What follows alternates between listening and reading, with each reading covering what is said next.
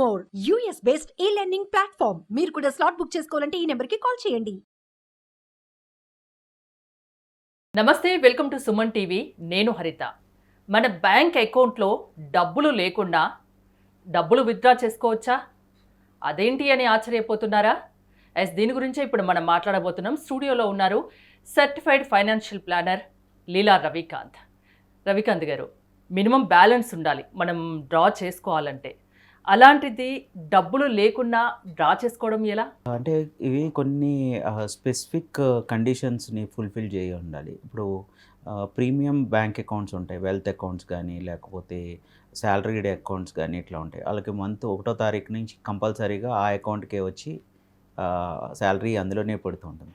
So వీళ్ళకి కొన్ని banks కొన్ని స్పెసిఫైడ్ గైడ్లైన్స్ ప్రకారం ఆప్షన్స్ ఇచ్చినాయి. ఎందుకంటే వాళ్ళు 25th 26th ఆ తర్వాత ఎప్పుడైనా సరే ఇంత అమౌంట్ అనేది వాళ్ళకి వస్తుంది కాబట్టి ఆ అమౌంట్ లిమిట్లో వాళ్ళకి విత్డ్రా చేసుకుంటారు. మిగతాది మంత్లీ ఈఎంఐ కింద కన్వర్ట్ అయిపోయి దాన్ని monthly bank account salary account నుంచి కట్ అయిపోతూ ఉంటుంది. సో అలాగ ఒక ఆప్షన్ ఉంది. రెండో ఆప్షన్ ఏంటంటే కొన్ని గవర్నమెంట్ స్పెసిఫైడ్ స్కీమ్స్లోంచి డబ్బులు వస్తూ ఉంటాయి. ఇప్పుడు జన్ధన్ ఖాతాల్లో 2500 లేదా 4000 15,000 ఏవో స్కీమ్స్ కింద గవర్నమెంట్ పే చేస్తుంది. అలాంటి స్కీమ్స్ ఉన్న వాళ్ళకి కూడా లిమిట్స్ సెట్ చేసి ఉన్నాయి. కొన్ని బ్యాంక్స్, అన్ని బ్యాంక్స్ కాదు, కొన్ని బ్యాంక్స్ సెట్ చేసి ఉన్నాయి. పబ్లిక్ సెక్టర్ బ్యాంక్స్ మ్యాక్సిమం అన్నిట్లో కొన్నిట్లో ఈ ఆప్షన్స్ ఉన్నాయి. సో వీటిలో ఏంటంటే 3,000 5,000 తక్కువ అమౌంట్ ఉంటే కనుక ఆటోమేటిక్గా చెక్ పాస్ చేయడం కానీ క్లియర్ చేయడం కానీ చేసి అది 1వ తారీఖు వచ్చినాక ఆ అమౌంట్ కలెక్ట్ చేసుకుంటున్నారు.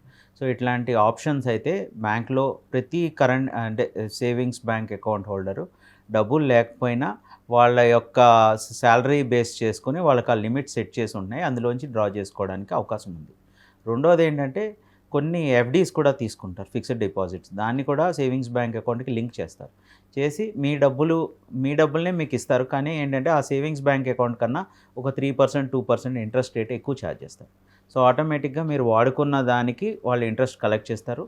అండ్ ఇప్పుడు ఏవైతే మనం ఇప్పుడు డిస్కస్ చేసామో దీనికి మళ్ళీ బ్యాంకింగ్ సర్వీస్ ఛార్జెస్ అని మళ్ళీ ఒక 0.5 to 1% ఇయర్లీ ఈ వాడుకున్నకి మీకు ఛార్జెస్ ఉంటాయి. At the same time interest ఉంటుంది. ఫర్ ఎగ్జాంపుల్, ఒక వ్యక్తికి ఒక 50,000 సాలరీ ఉందనుకుందాం, శాలరీ అకౌంట్ ఉంది. ఆ 50,000 కంప్లీట్గా ఖర్చు పెట్టేశాడు. ఇంకొంచెం ఒక 5,000 కావాలి.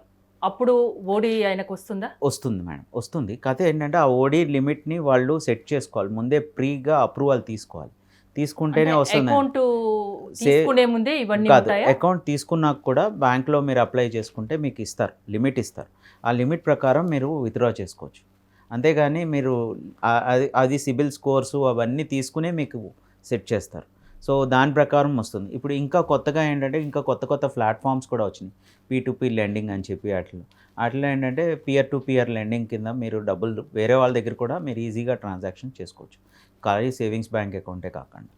ఓకే, అంటే అకౌంట్ ఉన్నా కూడా ఆ బ్యాంక్కి వెళ్ళి ఆ డీటెయిల్స్ కనుక్కొని మనం అప్లై చేసుకోవాల్సి ఉంటుందా? ఎస్, అప్లై చేసుకుంటేనే వస్తుంది. అంటే ఏటీఎం ద్వారా డ్రా చేసుకోవచ్చు, ఎలాగన్నా డ్రా చేసి మీ సేవింగ్స్ అకౌంట్కి ఇంత లిమిట్ అని ఉంటుంది, ఆ లిమిట్ ప్రకారం మీరు డ్రా చేసుకోవచ్చు. ఓకే, శాలరీ అకౌంట్ అయినా ఉంటుందా? శాలరీ అకౌంట్కి అయితే గ్యారంటీగా ఉంటుంది. అన్సాలరీడ్కి మటుకి స్పెసిఫైడ్ క్రైటీరియా ఉంది.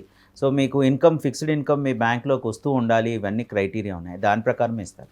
అండ్ ఈ క్రెడిట్ కూడా చాలా తక్కువ పీరియడ్ ఉంటుంది. మీకు ఆ ఈఎంఐ నుంచి మీకు వస్తున్న ఇన్కమ్ మధ్యలో ఉన్న గ్యాప్లోనే ఉంటుంది. ప్లస్ దానికి కూడా ఇంట్రెస్ట్ ఛార్జ్ చేస్తారు. ఓకే, ఒక నెల రోజులు సాలరీ పర్లేదు అనుకుందా, అప్పుడు ఏంటి ఆప్షన్? అప్పుడు మీరు కట్టాల్సిందే కంపల్సరీగా స్పెసిఫైడ్ లిమిట్లో మీ పర్సనల్ అమౌంట్ నుంచి మీరు కట్టాల్సిందే. లేకపోతే మీకు ఆ సెక్యూరిటీ ఇచ్చిన దాంట్లోంచి వాళ్ళు తీసుకుంటారు. అంటే ఎంతవరకు మనం డ్రా చేసుకునే అవకాశం? అది లిమిట్ సెట్ చేసి ఉంటాయి మేడం. అంటే క్రెడిట్ సిబిల్ స్కోర్స్ ప్రకారం లేకపోతే మీ అకౌంట్ యొక్క యావరేజ్ బ్యాలెన్స్ని బేస్ చేసుకుని బ్యాంక్స్ వాళ్ళ పర్సన్ టు పర్సన్ వేరియన్స్ ఉంటుంది.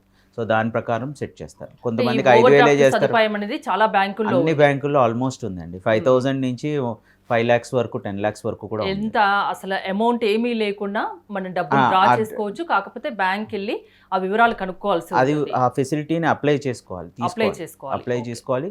దానికి ఫీజు కూడా ఉంది, ఆ ఫీజు కూడా కట్టాలి. ఓకే, ఓవర్ డ్రాఫ్ట్ ఫెసిలిటీని అప్లై చేసుకుంటే డబ్బులు లేకుండా విత్డ్రా చేసుకునే సౌకర్యం ఉంటుంది. అది పర్సనల్గా మళ్ళీ ఈఎంఐ కింద కన్వర్ట్ అయ్యి మంత్లీ మీ శాలరీలోంచి కట్ అవుతుంది.